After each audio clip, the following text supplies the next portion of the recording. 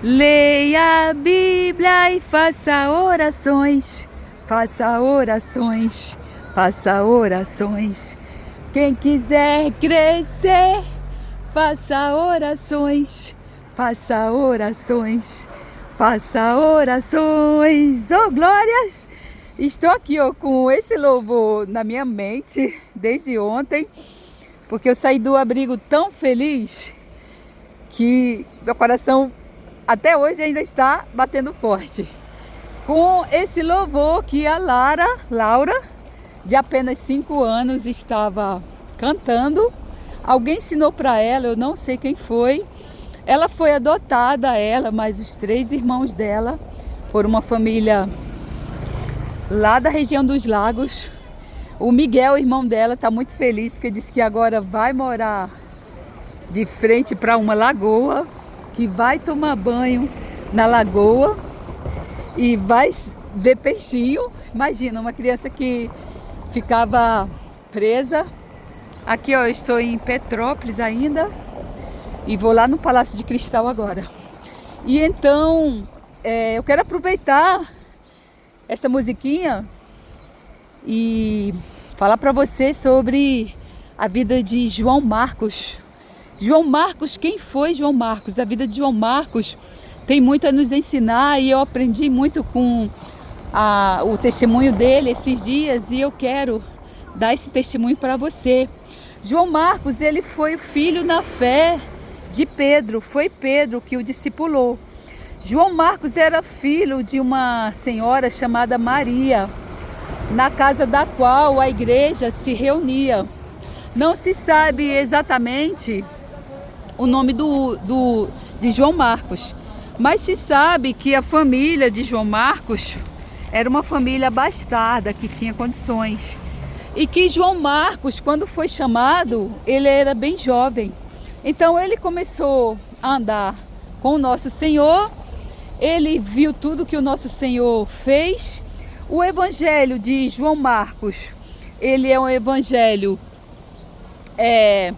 onde o nosso Senhor dá testemunho de suas maiores obras. Se você ler o Evangelho de Marcos, você vai ver que tem detalhes ali de Jesus curando, de Jesus expulsando demônios, libertando cativos e oprimidos. Tem detalhes do que Jesus fez ali no seu ministério, embora não tenha sido registrado tudo. Porque a palavra de Deus diz que se fosse registrar todos os milagres e maravilhas que o Senhor operou e fez, não haveria livro que coubesse, né? Nós precisamos saber disso. Então, no livro de Marcos, é onde a gente vai ver verdadeiramente a obra do Espírito Santo de Deus, que é o quê? É o jejum de Isaías 58, o jejum que agrada a Deus. Socorrer os órfãos, as viúvas, os oprimidos, libertar cativos e oprimidos. É a religião pura e simples que agrada ao nosso Senhor. É fazer o que Jesus e os seus discípulos fizeram. É cumprir aquele ide. Esse ide está em Mateus, o ide de ide pelo mundo, pregar o evangelho, curar enfermos, ressuscitou a mortos, de graça recebestes e de graça dai.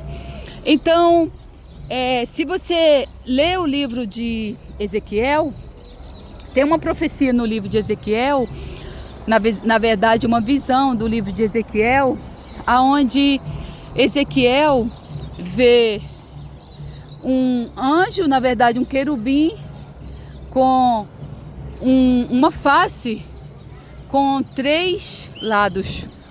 Um lado tem o rosto de homem, do outro lado tem a cara de um leão, do outro lado tem o lado de uma águia e do outro lado tem a cara de um boi. Então os estudiosos dizem que no Evangelho de Marcos, ali, essa cara desse boi, vamos dizer assim, seria o Evangelho de Marcos, é aonde Jesus ali está demonstrando ele no arado, o trabalho árduo, como é que um boi ele cultiva a terra. Você bota aquele negócio de madeira no pescoço dele, que eu esqueci o nome agora, e aí ele puxa ali o dia todo. E quem faz o trabalho pesado ali, na verdade, é o boi, de carregar aquele arado com aquela madeira no pescoço. Então, no Evangelho de Marcos, você vai ver Jesus não só pregando a palavra, você vai ver Jesus executando, Jesus colocando a mão na massa, Jesus curando, Jesus libertando cativos, Jesus ressuscitando mortos. Porque não basta para nós também, a sua igreja, para cumprir o ID, não basta, irmão, você pregar a palavra. É claro que pregar a palavra é mais do que necessário, porque é a verdade que nos liberta. Mas, junto com a palavra, nós precisamos fazer exatamente o que Jesus fazia. Que é quando, e no Evangelho de Marcos, ele anuncia ali que é chegado o reino de Deus. Como foi que ele anunciou ali que era chegado o reino de Deus? Ele anunciou que era chegado o reino de Deus quando ele chegou no lugar e ali ele já libertou um cativo oprimido, já libertou dos demônios, já curou enfermos, e assim é o que a igreja precisa fazer nos dias de hoje, é cumprir o ID. Por que você vê hoje as pessoas só querem pregar o evangelho e ficar de blá blá blá, blá blá blá, blá blá blá, mas não querem colocar a mão na massa? Porque é preciso viver numa vida de santidade. Você não pode se meter com as trevas se você não está numa vida de santidade. Eu estava agora lá em cima, eu fui comer um hambúrguer assim, artesanal, e era um encontro de motos. E eu sempre quis, quando eu estava no mundo, fazer parte desses encontros de moto.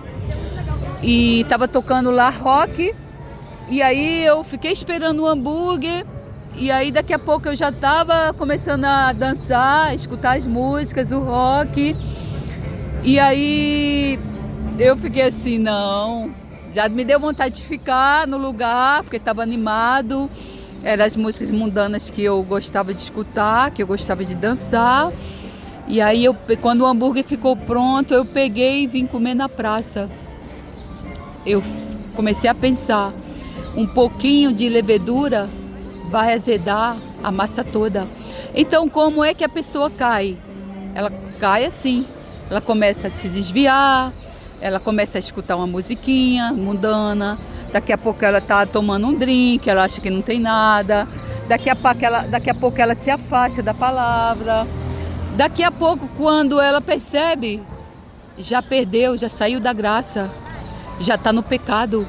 Aí, irmão, depois que você cai no pecado, a palavra de Deus mesmo disse que a porca, ela volta para o chiqueiro, ou o bêbado volta para o seu próprio vômito. E a palavra de Deus diz que depois que você caiu da graça, está escrito na palavra de Deus, você não consegue mais voltar.